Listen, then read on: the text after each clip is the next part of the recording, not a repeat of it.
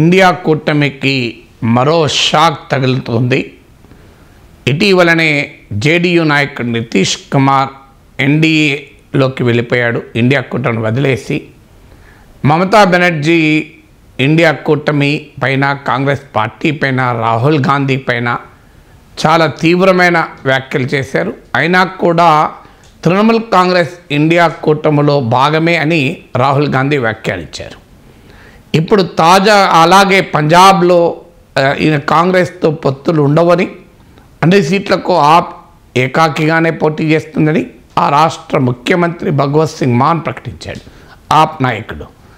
ఈ పరిణామాలు జరుగుతున్న నేపథ్యంలో ఉత్తరప్రదేశ్లోని రాష్ట్రీయ లోక్దళ్ నాయకులు జయంత్ సింగ్ బీజేపీ నేతలతో చర్చలు జరుపుతున్నాడు. ఇటీవలనే అఖిలేష్ యాదవ్ ప్రకటించాడు, కాంగ్రెస్తో కూడా అవగాహన దాదాపు కుదిరింది, ఆర్ఎల్డీతో కుదిరింది అంటూ అఖిలేష్ యాదవ్ ప్రకటించిన కొన్ని రోజుల్లోకే ఆర్ఎల్డీ ఆ ఉత్తరప్రదేశ్లో బీజేపీతో కలవటానికి సిద్ధపడుతుందని వార్తలు వస్తున్నాయి. ఆర్ఎల్డీకి 4 ఎంపీ సీట్లు ఇవ్వటానికి కూడా బీజేపీ సిద్ధపడుతోందని. ఎందుకంటే రాష్ట్రీయ లోక్దళ్ ముఖ్యంగా వెస్ట్రన్ ఉత్తరప్రదేశ్లో జాట్స్ ప్రాబల్యం ఉన్న ప్రాంతంలో బలమైన ఉనికి ఉన్న పార్టీ.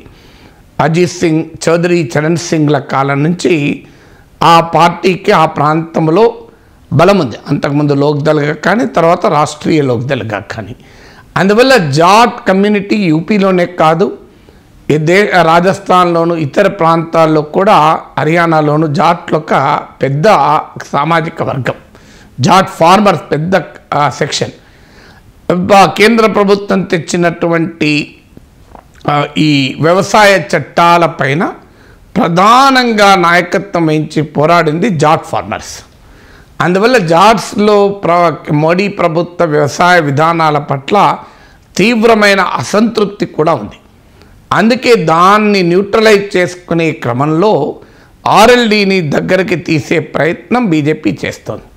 ఎందుకంటే 2014 తర్వాత వరుసగా బీజేపీకి మిత్రపక్షాలు దూరమవుతూ వచ్చాయి.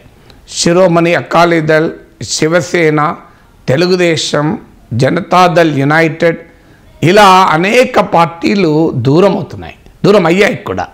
సో ఈ పరిస్థితి నుంచి బయటపడటానికి ఇండియా కూటమి బలపడకుండా ఉండేందుకు ఎన్డీఏను విస్తరించేటువంటి కార్యక్రమాన్ని బీజేపీ తీసుకుంది.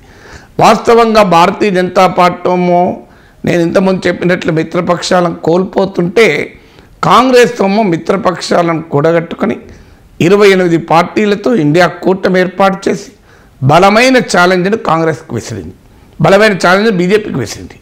దీంతో బీజేపీ దిద్దుబాటు చర్యలు మొదలుపెట్టి కరెక్టివ్ యాక్షన్ మొదలుపెట్టింది.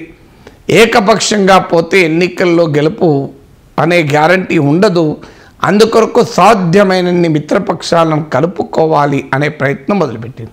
అందులో భాగంగానే కర్ణాటకలో జనతాదళ్ సెక్యులర్తో, బీహార్లో జేడీయూతో, ఆంధ్రప్రదేశ్లో తెలుగుదేశంతో, ఇలా పంజాబ్లో శిరోమణి అకాలీదళ్తో ఇలా మళ్ళీ కలవటానికి ప్రయత్నాలు చేస్తూ వచ్చింది. అందులో ఆల్రెడీ జేడీయూ, జేడీఎస్లు ఎన్డీఏలు వచ్చాయి. టీడీపీతో చర్చలు జరుగుతున్నాయి. ఇక మిగిలింది ఇప్పుడు అకాలీదళ్ కూడా కలుస్తుందని అంటున్నారు. రాష్ట్రీయ లోక్దళ్ను కలుపుకోవడం అనేది ఉత్తరప్రదేశ్లో చాలా కీలకం. అంటే యూపీలో 80 లోక్సభ సీట్లున్నాయి. Samajwadi party, Congress, RLD combination కనుక జరిగితే చాలా బలమైనటువంటి పోటీని బీజేపీ ఎదుర్కోబోతోందని నేను ఇంతకుముందు కూడా ఒక వీడియోలో మాట్లాడాను. యూపీలో ఇండియా కూటమి పొత్తులు కుదురుతున్నాయి, బీహార్లో చెదిరిపోతున్న సమయంలో అని. అందువల్ల యూపీలో 80 సీట్లకు బలమైన సవాల్ రాకుండా ఉండాలి అంటే ఆర్ఎల్డీని దగ్గర తీసుకోవాలి.